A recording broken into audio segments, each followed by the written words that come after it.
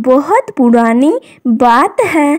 किसी गांव में एक गरीब स्त्री रहती थी जिसके पति का जान एक सड़क दुर्घटना में चली गई थी। अब उस स्त्री का एक छोटी लड़की को छोड़कर इस पूरे संसार में कोई न था। लड़की बहुत सुंदर और भोली थी, इसलिए हर आदमी उसे प्यार करता था। एक दिन की बात है, उस स्त्री ने थोड़ी सी चावल एक थाली में डालकर सुखाने के लिए धूप में रख दिए और लड़की से उनकी रखवाली करने को कहा। लड़की थाली के पास बैठ गई और चिड़ियों को उड़ाने लगी। अभी उसे चावलों की रखवाली करते हुए थोड़ी ही देर हुई थी कि एक बड़ा ही विचित्र कौवा उड़ता हुआ आया और थाली के पास बैठ गया। लड़की ने उसे आश्चर्य से देखा, क्योंकि उसने ऐसा कौवा पहले कभी न देखा था। इस कौवे के पंख सोने के थे और चोंच चांदी की, उसके पांव तांबे के बने हुए थे। कौवा ने वहां आते ही चावल खाना शुरू कर दिया। जब लड़की ने यह देखा तो उसकी आंखों में आंसू आ गए। उसने चिल्लाकर कहा, इन चावलों को मत खाओ, मेरी माँ बहुत गरीब है, उसके लिए ये चावल बहुत कीमती हैं। सोने के पंख वाले कौवे ने बड़े प्यार से लड़की की ओर देखा और कहा, अभी तो मुझे बहुत जोरों की भूख लगी है, तुम मुझे यह चावल खा लेने दो, मैं तुम्हें इन चावलों की कीमत दे दूंगा। फिर चावल खाकर कौवा बोला, तुम कल सुबह सूरज निकलने से पहले गांव के बाहर बड़े पीपल के पास आ जाना, वहां मैं तुम्हें कुछ दूंगा। यह कहकर कौवा उड़ गया। यह सुनकर लड़की बड़ी खुश हुई और उसने यह बात अपनी माँ को बताई। उसकी माँ भी यह सुनकर चकित रह गई। बोलने वाला सोने का कौवा। अब तो दोनों माँ बेटी सारे दिन और सारी रात उस विचित्र कौवे के बारे में सोचती रही। दूसरे दिन लड़की सुबह सूरज निकलने से पहले ही वह पीपल के उस पेड़ के पास पहुंच गई।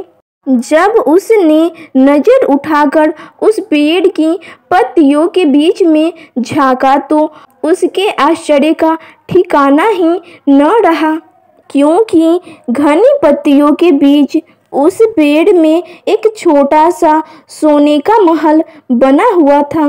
वह महल बहुत ही ज्यादा सुंदर था। लड़की उसे बहुत देर तक खड़ी होकर देखती ही रही। जब कौवा सोकर उठा तो उसने महल की खिड़की से अपना मुंह बाहर निकालकर कहने लगा, ओह, तो तुम आ गई। तुम्हें ऊपर आ जाना चाहिए था, लेकिन ठहरो, मैं नीचे सीढ़ी लटका देता हूँ। बताओ, तुम्हें सोने की सीढ़ी चाहिए, चांदी की या तांबे की? लड़की ने कहा, मैं गरीब माँ की गरीब बेटी हूँ, मैं तो सिर्फ तांबे की सीढ़ी लटकाने को कह सकती हूँ। लेकिन लड़की को यह देखकर बड़ा आश्चर्य हुआ कि कौवे ने सोने की सीढ़ी लटका दी और वह उस पर चढ़कर सोने के महल में पहुंच गई।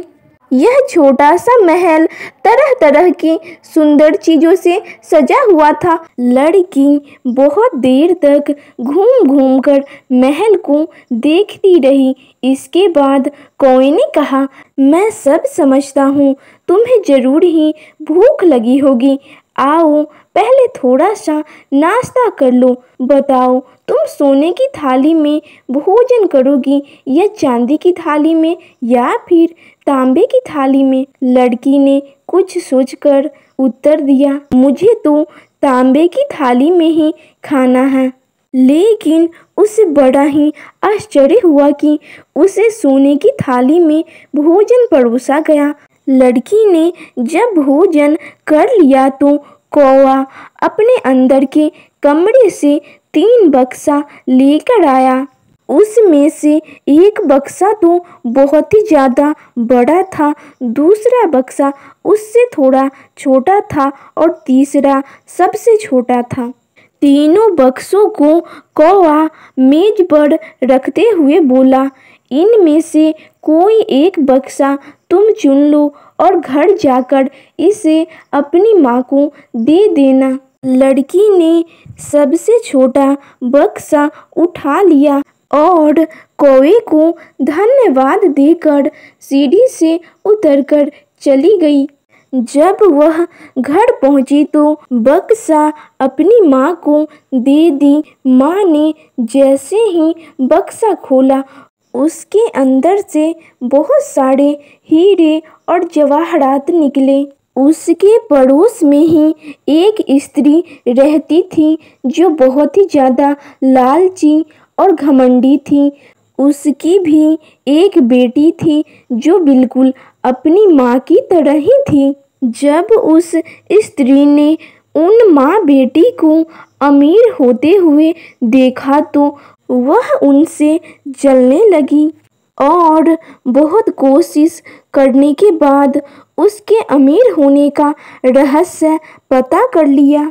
दूसरे ही दिन उसने भी एक थाली में चावल भरकर धूप में सुखाने के लिए रख दिए और अपनी बेटी को उनकी रखवाली के लिए बैठा दिया।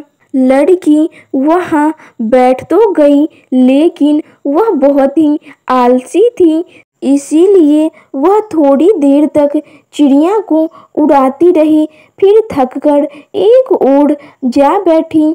अब तो सभी पक्षी आ आकर उसके चावल को खाने लगे। जब उन्होंने आधे से भी ज़्यादा चावल को खत्म कर दिया तो वह विचित्र कौवा वहाँ आया और चावल खाने लगा। उसे देखते ही वह लड़की जोर से चिल्लाकर बोली, ए कौवे, जो चावल तुमने खाए हैं तुम्हें उनकी कीमत देनी पड़ेगी। हमें यह चावल मुफ्त में नहीं मिलते जो तुम इस तरह खाए जा रहे हो। कौवे ने क्रोध से लड़की की तरफ देखा, लेकिन फिर उसने बड़े ही प्यार से कहा, ठीक है, मैं तुम्हें चावलों की कीमत दे दूंगा। तुम कल सुबह ही सूरज निकलने से पहले उस बड़े पीपल के एक पेड़ के नीचे आ जाना, वहाँ मैं तुम्हें कुछ दूंगा। इतना कहकर वह कौवा उड़ गया।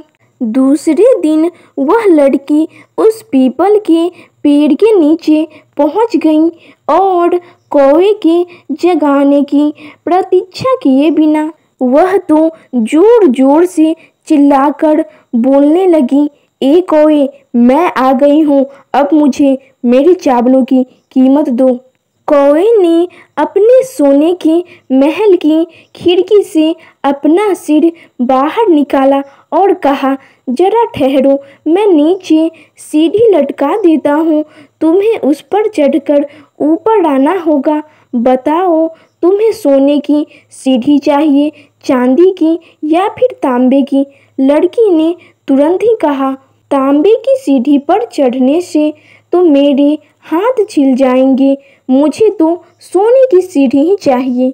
लेकिन उसे बहुत ही आश्चर्य हुआ कि कौवे ने उसके लिए तांबे की सीढ़ी लटकाई। उसी सीढ़ी पर चढ़कर लड़की कौवे के सोने के महल में पहुंच गई। उसके वहां पहुंचते ही कौवे ने पूछा, तुम्हें भूख लगी होगी, पहले थोड़ा नाश्ता कर लो। बताओ, तुम सोने की थाली में भोजन करोगी, चांदी की थाली में या तांबे की थाली में? लालची लड़की ने तुरंत उत्तर दिया, मैंने तो तांबे की थाली में कभी भोजन नहीं किया, मुझे तो सोने की थाली ही दो।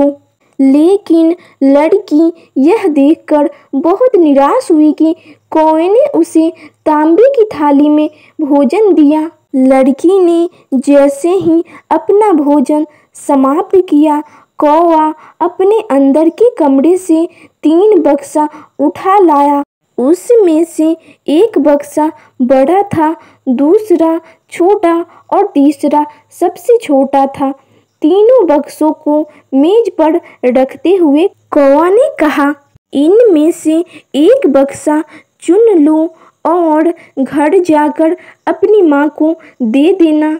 लालची लड़की ने सबसे बड़ा बक्सा उठा लिया और कौवे को बिना धन्यवाद दिए ही सीढ़ी से उतरकर घर की ओर चल दी।